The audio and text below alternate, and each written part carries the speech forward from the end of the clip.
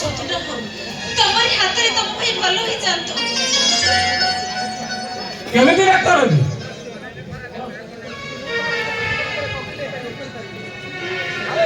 ଭାବୁଛି ମୁଁ କେବେ ବି ଡାକ୍ତର ଚାକିରି କରିପାରିବିନି କି ପାଠ ପଢା କମ୍ପ୍ଲିଟ କରିପାରିବିନି।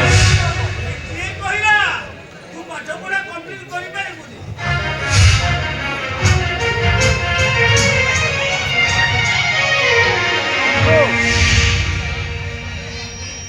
ଆରେ ତତେ ତ ପାଠ ପଢିବା ପାଇଁ ମୋ ଜୀବନକୁ ମୁଁ ବାଜି ଲଗେଇ ଦେଇଛି। କେମିତି ଡାକ୍ତର ହେବି? କେମିତି ପାଠ ପଢିବି ମୁଁ? କଲେଜ ଫି 70,000 ଟଙ୍କା, ହଷ୍ଟେଲ ଫି 1.5 ଲକ୍ଷ ଟଙ୍କା ବାକି। ଏଭଳି ପରିସ୍ଥିତିରେ ମୁଁ କଣ କରିବି ଭାଇ? ଦେଇଥିଲି ଯୋଉ ବୋତଲଟା ଯୋଉ ସ୍ପ୍ରାଇଟ୍ ଆରେ ଆସିଲେ ଯେତେବେଳେ ଟଙ୍କାଟା ତୁ ନିଶ୍ଚୟ ନେଇକି ଯିବୁ। ଆରେ ମାଲିକକୁ ବହୁତ ନେଇ ରହିଯିବ। 2 ଲକ୍ଷ ଟଙ୍କା ମୁଁ ସୁଧକୁ ଆଣିଛି। ଏ ମୋ ମୁଣ୍ଡଟା ଅପରେସନ ହବା ପାଇଁ। ଆରେ ତୁ ନେଇ ଯା, ଏ ଟଙ୍କାଟା ତୁ ନେଇ ଯା।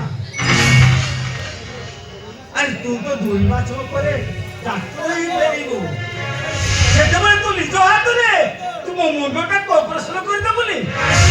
ହେଲେ ଭାଇ ରାତି ଅଧରେ ଯେତେବେଳେ ତମେ ମୁଣ୍ଡ ଉପରେ ଯନ୍ତ୍ରଣା ଅନୁଭବ କରୁଛ ଅପରେସନଟା ନିହାତି ଆଗବା ଦରକାର।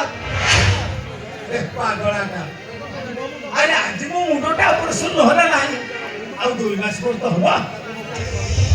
ଆରେ ମୋ ଭାଇର ଭବିଷ୍ୟତ ଯଦି ନଷ୍ଟ ହେଇଯିବ, ଆରେ ସାରା ଜୀବନ ସେ ବେକାର ହେଇଯିବ। ଆରେ ମୋ ମୁଣ୍ଡର ଯାତ୍ରାକୁ ମୁଁ ସହିଯିବି ନା ଯିବ। ହେଲେ ମୋ ଭାଇର ଭବିଷ୍ୟତ ଯଦି ନଷ୍ଟ ହେଇଯିବ, ଆରେ କେମିତି ମୁଁ ସହିବି? ମୁଁ ମୋଟେ ସହିପାରିବିନି ରେ, ମୋଟେ ମୁଁ ସହିପାରିବିନି। ତମେ ସୁସ୍ଥ ରହିଲେ ସିନା ସେମାନଙ୍କୁ ମଣିଷ କରିବ।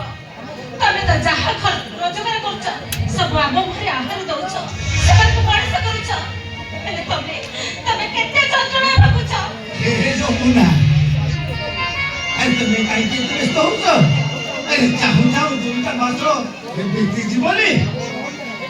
ଆରେ ମୋର ହନ୍ତା 2 ମାସ ପରେ ତ ଡାକ୍ତର ହେଇ ଫେରିବ ନା ନିଜ ହାତରେ ସେ ମୋ ମୁଣ୍ଡଟା ଅପରେସନ କରିବନି। ଏ ରହ, ଆରେ ତୁ ମୋ କଥା ମୁକ୍ତି ଚିନ୍ତା କରୁନି। ତୋର ଯେତେବେଳେ ଯାହା ଦରକାର ହବ ମୁଁ ଦେବି। ତୁ ଖାଲି ମନ ଦେଇ ପାଠ ପଢ। ତୁ ମୋ ଆଶା ପୂରଣ କରେ। ତୁ ମୋ ଆଶା ଖାଲି ପୂରଣ କରେ। ଏ ଚପଲ ନେ,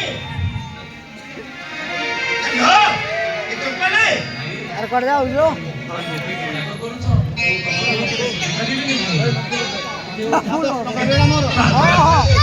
କୋଉଠୁ ଏ ଯମୁନା, ଆରେ ପିଲାଟା ଏତେ ଦୂରରୁ ଆସିଲାଣି, କିଛି ଖାଇ ନଥିବ। ଖାଇବାକୁ ଦିଅ। ଭାଇ ତୁ କେତେବେଳେ ଆସିଲୁ?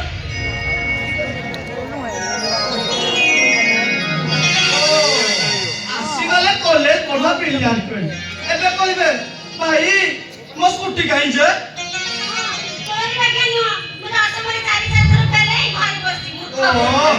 ଭାରି ପଣ୍ଡିତିଆଣ୍ଡା ଆଉ 10ରେ 4 ଥର କପି କରି ପାସ୍ କରିଦେଲ ତ ଏବେ ଫୁଟାଣି ବାହାରୁଛି।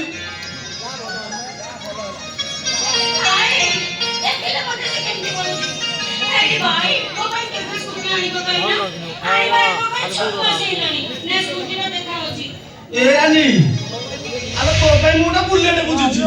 ସ୍କୁଟି କଣ ତ ଲୋକଙ୍କ ପାଇଁ ପାଦ ପାଇବ?